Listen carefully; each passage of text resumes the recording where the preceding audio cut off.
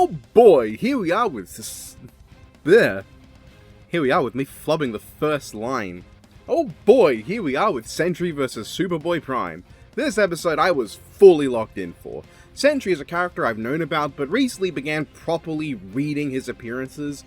I don't like most of his stories because I think he gets mishandled a lot, but at his best, he's actually really good, like in volumes 1 and 5. He can work as a wonderful love letter for Superman. Superboy-Prime, meanwhile, is a character I've always had an affinity for. From his interesting meta-theming and motivations, all the way to his modern characterization that brings his arc full circle and lets him be a really fun, charming character. No doubt, the best thing to come out of the fucking virgin who shits himself loudly. I reread all of his appearances for this episode too. So did Death Battle reward me for this, or did it completely drop the ball? Well, starting with the analysis, Sentry's is solid. I can't say it necessarily wowed me, but I genuinely think that's more because of what they had to work with than the actual quality of the analysis. The analysis handles Sentry really well. The progression of him being this great hero, his fake origin story, his being forgotten, and then going into why he was forgotten as well as his real origin story. Beginning with why it makes no sense because he's so ridiculously strong.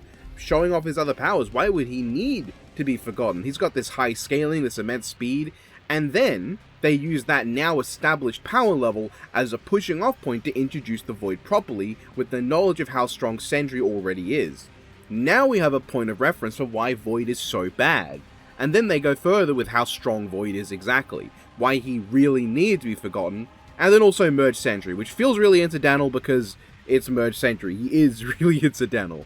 I think the failing of this analysis is that so much of Sentry's appearances revolve around Void, and tend to treat Bob himself as secondary to the danger of Void. Or worse off, treating Bob and Sentry as two separate characters within the same body, and Void as a separate thing that's not actually part of them, but is just bonded to him. God, I hate the Angel of Death stuff. What I mean Void isn't part of Bob, he's just some dickhead elsewhere who happened to bond with him. Fucking stupid. So most of the stuff in the analysis that you'll get to talk about comes from Void, but if you introduce Void too early, it just isn't narratively satisfying as all the build-up to this cosmic horror. The way they handled this, I genuinely think might be the best way. It's a very solid analysis that works to introduce people to the potential of Sentry as a character. I also found the shot at Norman joke really funny, good gag, I liked it. Superboy-Prime's analysis, however, is phenomenal. It doesn't do anything as interesting structurally, being basically just a chronological following of his story with one little hiccup. Superboy's origins, Superboy learning how to be a Superman, Ultraman dying, which for some reason is what they choose to represent the death of Earth Prime. I guess it's fine because we don't really get to see Earth Prime die, it happens off panel. Then Prime's decline in sanity, his return in Infinite Crisis, and his time as a villain.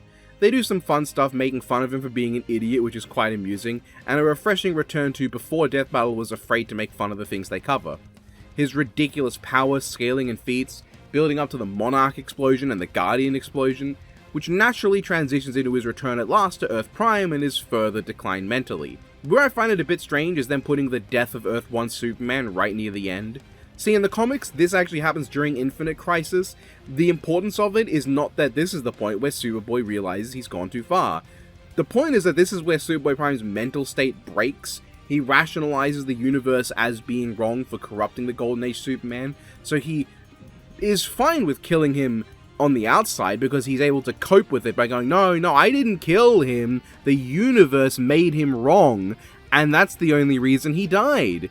So he does carry the guilt of killing him the whole way, but it doesn't really hit until his failed attempts to get his home back, his failure to fit in when he got home, and at last the Black Lantern incursion that happens on Earth Prime, which kind of gets him lost in his anger and hatred, and by the end he kind of mellows out a bit, and that's what leads into his characterization in Darkest Night. I also feel kind of bad that Wonder Woman's big role in his redemption arc doesn't get mentioned. Like, he wasn't drafted to save the day. Darkest Night drafted Superboy-Prime under the assumption that he was a uber-powerful villain equivalent to the other two he brought forth, Who, Anti-Monitor, and Darkseid. It's just that Wonder Woman is able to convince him finally after all this time to stop being a dickhead. After everyone's tried, someone finally reaches out when he is ready to be reached out to, and that's what leads him to join the heroes, get bullied out of the team up by the other heroes, which is understandable, and then realizing on his own as he sat there watching the carnage that this is a job for Superboy. Now the ending to the analysis is still really good though.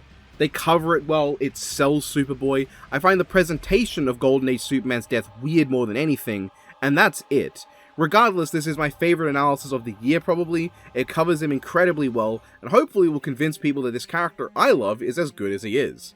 I also actually greatly prefer the editing in Prime's analysis, which is not to say that Sentry's analysis has bad editing.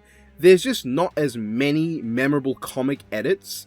In fact, even after having just watched it right now as I write this, I cannot recall any of them. I think some of the Infinitendrils actually, I remember that one. But Prime has several fun ones, like the punching out of the dimension, or the framing of him going unhinged, the entire Retcon punch segment and ending, or the pre-crisis Planeto, the fun little bit where he responds to Boomstick's own comment through the text bubble.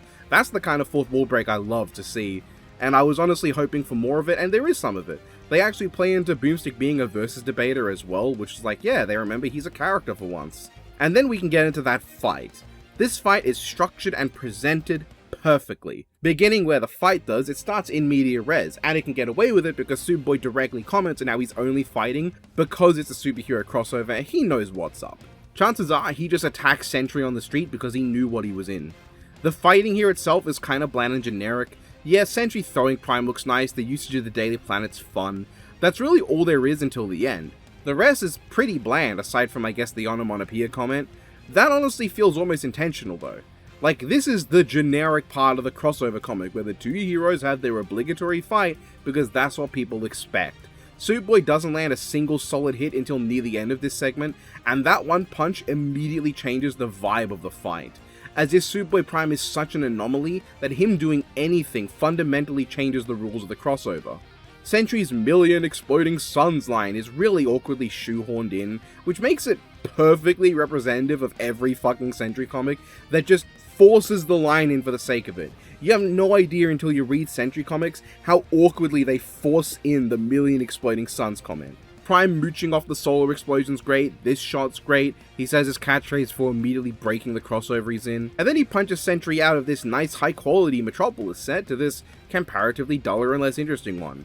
It's probably meant to be the same one, like it doesn't look like Sentry breaks into a different universe, I don't think. I don't know, maybe in slow-mo, zoomed in, it makes it more clear. But the duller colours below still work. He's glitching out, something's clearly wrong, Superboy's fucked up. We get a Miku and Yugi cameo, this train with NER written on it, which if I'm not mistaken stands for Northeastern Railway, meaning that Superboy Prime, entirely off-screen, flew all the way to England to acquire an NER train just to drop it on Sentry, solely so he could call him a nerd and play off the whole more powerful than a locomotive thing. Maybe there is something else the NER could mean, but I prefer to imagine he flew to London just to throw a train at a guy. It would be one of the best, probably unintentional bits of off-screen characterization in all of Death Battle, a pointlessly extra thing to do. I'm not really into Prime's next line though. I don't buy that Prime wouldn't know who Sentry is. This is just a me thing, but this guy knows what individual comic issue of Spider-Man he's in just off the cuff when a crossover happens. No way he doesn't know the most iconic Superman ripoff prior to the rise of the Boys and Invincible in recent years. I will forgive Death Battle because this could have been written and recorded prior to the Spider-Man crossover, so that's probably fine. For me though, I'd probably change the line to be something like, "Oh, now I remember. You're one of those dark Superman ripoffs. Boring." Hey, wait, no, I had a redemption arc. It's totally different. Anyway, the next bit of the clash is also pretty simple, but I really like the camera work and the speed. This is just a straightforward brawl, which isn't anything exciting, but is presented well, and I love the high-speed clash at the end, which unlike usual death battles, doesn't end in a big final attack or a mutual draw. Sentry is just beaten. This 13-second clash is a solidly fun little slugfest. Sentry begs, which I wouldn't be big on, except it is contextualized as him genuinely warning Prime of the Void, so okay. Prime then does an awkward direct quote and kills him. Now this leans dangerously close to sucking. The quote is ham-fisted and theoretically out of character, because he only said that when he was in a huge blind rage in the comics. He literally was under the assumption that he was fighting a guy who just destroyed Earth Prime again. And Superboy Prime today wouldn't just kill someone like this, he's trying to genuinely be a hero and a Superman. However, his wink to the camera makes it all completely okay. His quote being ham-fisted and out of character is actually intentional now.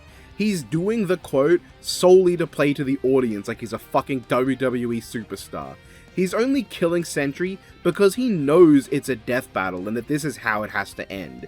He is fully aware, officially putting him above the Wojak Martian Manhunter and the Soyjak Silver Surfer, who don't know what's going on. He embraces it's a death battle with no consequences and does Sentry in. Now, at this point, if we pause a second, we are airing a little close to the potential issue where this entire fight has felt like Superboy-Prime featuring the Sentry. Sentry has had one memorable line that is intentionally a bit shit, because that's how Sentry comics are written, a bit shit. His first combo did fucking nothing, while Prime heavily fucks him up with one hit, and immediately wins the next clash, with Sentry getting one other big thing in, and that made Prime stronger. Prime has also had all the best lines and all the fun bits. I wonder how they could possibly balance this out, because it does look like they're getting a bit close to Sentry just being a fucking loser.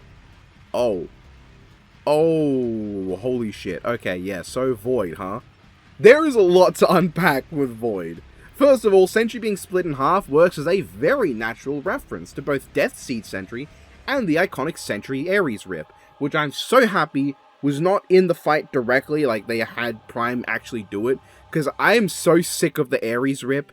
It is itself kind of playing off the Carnage rip, and Sentry does it at least one other time, and then Null does it on Sentry, and Prime even references it in a recent comic. I like the way it's used here. It's incidental, it's not the main focus. Philip Sacramento so far has played a totally okay Sentry, but his tranquil, calm fury as Void is perfect, capturing the energy of his MCU version so well. And speaking of MCU, this Void design is phenomenal, merging the aesthetic of the all-black Thunderbolts Void with the red outlines and aesthetics of the Bendis version of Void from Siege.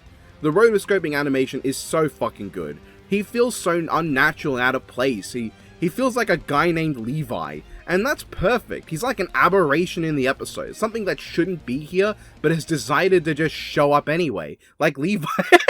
He also completely changes the background. The sun is eclipsed and everything but Prime himself goes black and red. And finally, within seconds, Void has slapped celestial bodies together, Prime immediately flies through the bonds of infinity, the universe behind him visually eclipsing the black Void, just to get himself some distance to think. He has a cheeky little crisis line, and his fucking thighs, man. No wonder Zatanna's got the hots for him.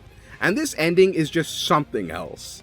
The immense threat Void comes across as when he corrupts and expands beyond infinity, surprising even Prime, with his, in this case, literal infinitendrils expanding out and chasing him down. The way he just drags Prime in, and this great shot of his eyes, this great shot of him floating forward with the brief crackle of red showing his outline, the taunts, and him even bringing up Laurie to try and fuck with Prime, only pissing him off further so that he vaporizes Void. And while that itself is raw, Void decides to aura farm by just not flinching, and immediately merging with Bob to get the advantage back over Prime.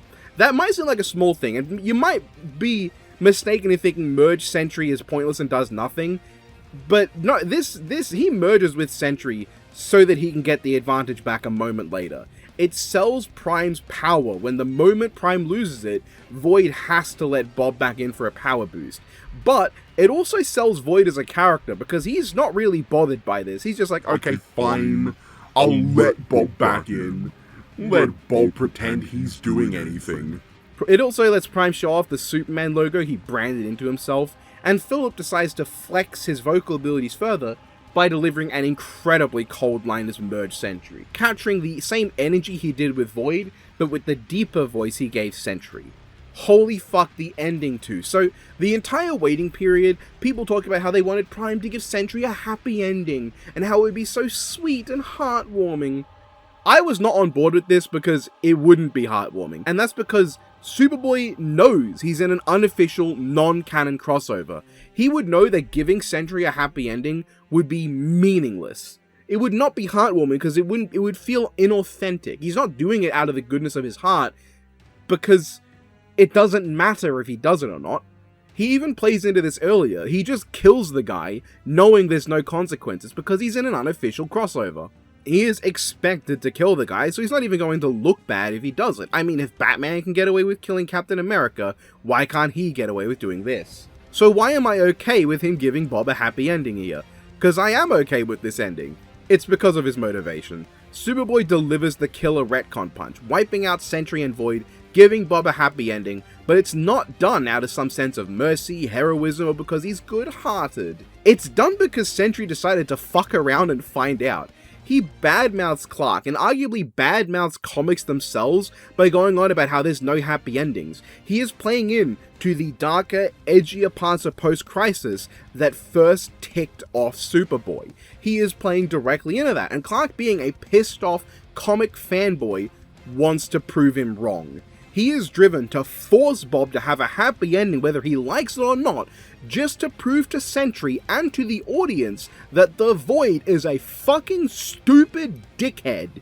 The line is so good, as he stands for the comics he loves so much out of some fucking incel fanboy comic book patriotism, just because Sentry had to open his big fucking mouth. It's so hilariously petty of him to have this attitude, but it's so in character and I love it. The retcon punch lands, giving us cameos of MCU Sentry, Pop Vinyl Sentry, Lego Sentry, uncredited fan art Sentry, Corey Sentry, just kidding, that's not in the episode, I edited that in, and it leads to a fantastic hard cut to Bob in bed with intense morning wood, mirroring his debut in Sentry #1, and maybe Superboy's own waking up after his seeming death in Darkest Night. Lindy has a cameo and it ends with Superboy closing the comic, with a ton of references from Reign of the Superboy issue 1, to the animators on the side, to Dummy up there, to this Liam fucking Swan guy, whoever that is. Very fun ending, and he winks to the camera, making this, I believe, the first non-draw where the loser didn't die in death battle, because Prime wanted to give him that happy ending, because this dumb motherfucker had to poke the bear. He even did it in the form of turning him into a comic book to push up his favourite medium. No notes. I think this is a perfect fight. Even the rather uninteresting beat-em-up parts early on play directly into the themes of the characters and comes across as intentional basic flying brick combat to juxtapose the sudden inexplicable shift to cosmic horror once Void appears. Like, Superboy punching Sentry changed the rules. Void changed the entire game. This is also where I mentioned that this ending is suspiciously similar in tone and theming to the Dr. Manhattan vs. Richard Nixon ending that I wrote for Not Death Battle. Presented very differently, the concept of incredibly powerful Superman character showing up to face this other guy who has just lost all faith in there being a happy ending, and then going out of their way to give him a happy ending whether he likes it or not. That's right, an happy ending, whether he likes it or not, ending on a shot of that basically being like just an image in their hand, and then that's complete coincidence. That Liam Swan guy, again, who I have never met, definitely, has never seen Nick's Hatton. He has not seen the episode. He will not comment down below saying he has, because he hasn't. He's not going to watch this review either. So, it's a complete coincidence. Shit happens. I myself was kind of playing off the ending of Nixon verse there, so I'm not going to claim anything there. I just thought it was fun. Anyway, before we get to my final thoughts, there's the conclusion, which is phenomenal. I'm definitely biased. I accidentally wrote I'm definitely based in the script, which is objectively false. I'm definitely biased because this entire conclusion mirrored my own take on the matchup almost perfectly, down to them using most of the exact same arguments I would stand by, aside from like, I would have brought up the Celestial Punch for Sentry as his best direct scaling, because the Molecule Man thing is really hard to use. But I kind of understand what they were going for, because they didn't want to go into, well, Darkest Night is just way more powerful than some random Celestial or a very held back Molecule Man. Your closest comparison for a character Sentry's fought would be Null, and that didn't go too well for him. Am I bugging, or is this the first time an episode directly referred to Herald tier characters as Heralds? Outside of, like, direct Heralds of Galactus in Marvel. Like, I swear, the only time I remember them name-dropping Heralds was in reference to, like, Silver Surfer and Heralds of Galactus. Anyway, fantastic conclusion. I love that they covered it so well and so succinctly. I do think intelligence could have been better. Not the way Prime says it. I think they could have just called it experience, because Sentry's scientific analysis doesn't matter here. Him being a better inventor than Tony Stark and Reed Richards, literally meaningless. Nothing they said scans as wrong though, it does accurately count as intelligence. Oh, and then Prime shows up at the end and it's perfect. He breaks in to talk about nothing. He has nothing to say, but he's going to say it anyway. Same. It's such a fun little bonus they didn't have to do, but I appreciate it. It's one of my favourite fourth wall breaks in all of Death Battle. Extra helped by how coming in at the end means it doesn't affect the pacing at all. It's just great. There's also like a really nice build-up of Prime being aware of the thing he's in, which kind of mirrors how the comics did it. And you don't know, in the comics, Prime knows that DC is a comic, but he doesn't really clock on that once he's interacting with them, it's still a comic. He doesn't really break the fourth wall much. He does start talking to the audience a little bit in like flavor text boxes, but it comes across the same as any other character talking, because if you read DC comics and Marvel comics, you'll know that there are often these square boxes where the characters talk directly to the viewer as like narration. Prime does that, but then when he shows back up on Earth Prime and he realizes it has all been a comic that the real world's been reading, he starts talking to the audience more. And as time goes on, he gets more and more into breaking the fourth wall until he's just fully able to do it physically. They kind of do the same thing in this episode, where he starts off not really doing it, talking through the edit to the audience and breaking the fourth wall that way, acknowledging and winking to the audience in the fight, and then finally breaking through and talking to the audience vocally in the conclusion. Was that intentional? I don't know, but I'm gonna say it is, cause I like it. Man, what an episode. I love this. Easily my favorite episode of the year so far. Solid analysis, fantastic fight, fun conclusion, with an extra bonus at the end. I don't need to say anything more, do I? It's a phenomenal episode, one of my favorite Marvel vs. DC episodes, and a great time that made me feel rewarded for going through all their stuff in the leading month. Something not a lot of other episodes could claim. I am very happy, and now I have to get back to work on other videos. What, you thought me doing 9.5 hours of ranking content was enough for me? Nah, you're bugging, mate. The grind never ends, motherfuckers. And that's that review. Yeah, we all love Sentry vs. Superboy-Prime, right? That was such a good episode. As usual, tell me what you thought below. Did you like it? Did you dislike it for whatever reason? That's completely fair as well. You're allowed to. So I clearly had a decent bit to say. I'm very, very happy with this episode. It made me do a big smile. Anyway, thank you to everyone scrolling by right now for supporting me on Patreon. If you want to, link in the description below, where you get access to stuff like reviews like this early and other content, like my Film Theory ranking. That's right, I ranked every episode of Film Theory. It is 5 hours long, and it is also on my Patreon, and I don't know when I'm gonna have time to do an end card and re-render the whole thing again for YouTube. Yeah. You also get access to my Patreon and Discord, where you can make me say stupid stuff, which I'm gonna just do right now. Sentry going up! It's me again. A million exploding snuns. Do your best impression of an Australian. Just did! Yeah, there's not really anything else I can do. Alright, you dweeboid. Fuck, I forgot what time it was. I got nothing. Conversation with Superboy-Prime. Do you want me to just talk to myself? I can't do that. Hey, I'm Superboy-Prime real, and I thought your review was cringe. Shut the fuck up, you dickhead. Everything you said about me was right, of course. You should have just not explained Sentry. Not his voice? Yeah. It's not close. You got a fucking problem with that? There's no funny quotes to read. Not for you. Not for Nem. Not for anyone. In the void. I'll kill you to death! Don't just break the fourth wall, you idiot! That's not comedy! I'm not singing. I'm not singing. No, shut the fuck up. I hate you. Oh my god.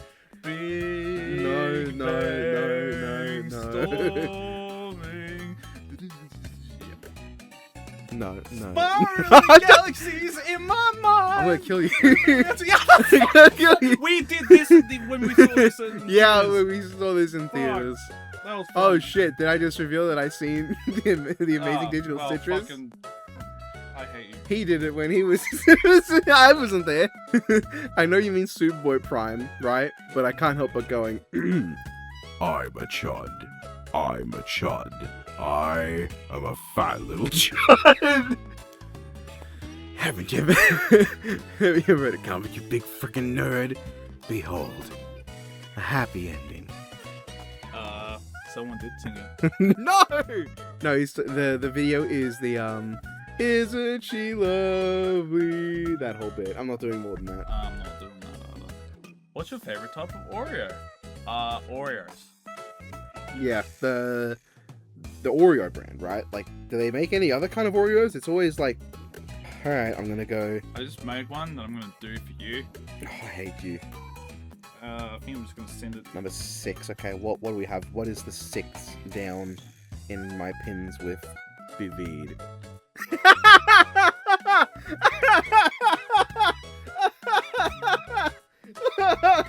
What are we? Some kind of amazing digital circus? How the fuck is the chances of that? Look what they need to mimic a fraction of our power.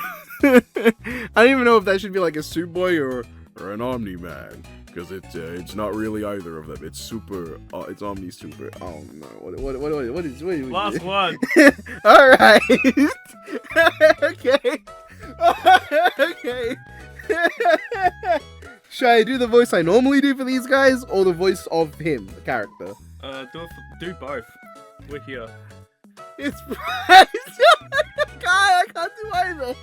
It's prime time. It's prime time. It's prime time.